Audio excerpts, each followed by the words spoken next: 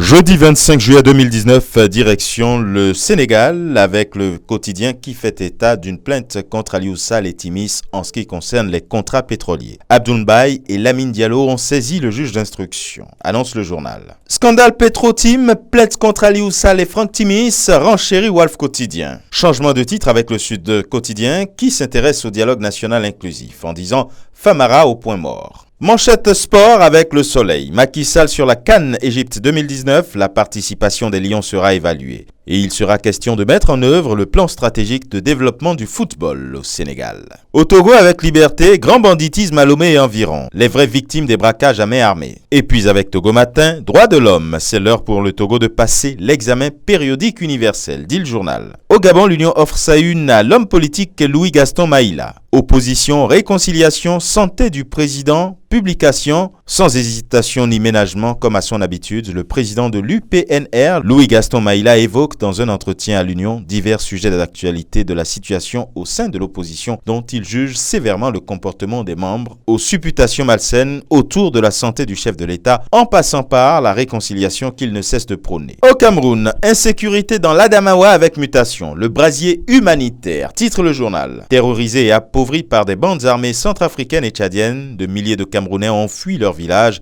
et vivent ailleurs dans la misère. Mutinerie à la prison centrale de Konengi, le jour se demande où sont passés les détenus interpellés. Et dans sa livraison du jour, Cameroun Tribune titre « Cameroun-Canada, les adieux du haut-commissaire ». Arrivé en fin de séjour dans le pays, son Excellence Nathalie Onel a été reçue en audience hier par le président Paul Biya. En Côte d'Ivoire, Fraternité Matin offre à ses lecteurs une synthèse du dernier Conseil des ministres. Le gouvernement présente le bilan partiel. Lequel Conseil des ministres s'est également intéressé au marché public en revenant sur le nouveau code adopté. Avec le jour plus son lit, première réunion de la direction exécutive du RHDP Adama Bictogo hier. La CAN de l'élection 2020 est lancée, nous allons la gagner au premier tour. Notre entrée se fera en septembre, dit l'homme. Et le nouveau réveil, lui, promet d'annoncer la date du remaniement ministériel annoncé par le chef de l'État. Au Burkina Faso, avec l'Express structure de gestion des marchés, trouver des solutions aux difficultés nées de la crise. Sidoya lui offre sa une à Alassane Balassa Kandé qui, en s'adressant au syndicat de la santé, les exhorte à se surpasser.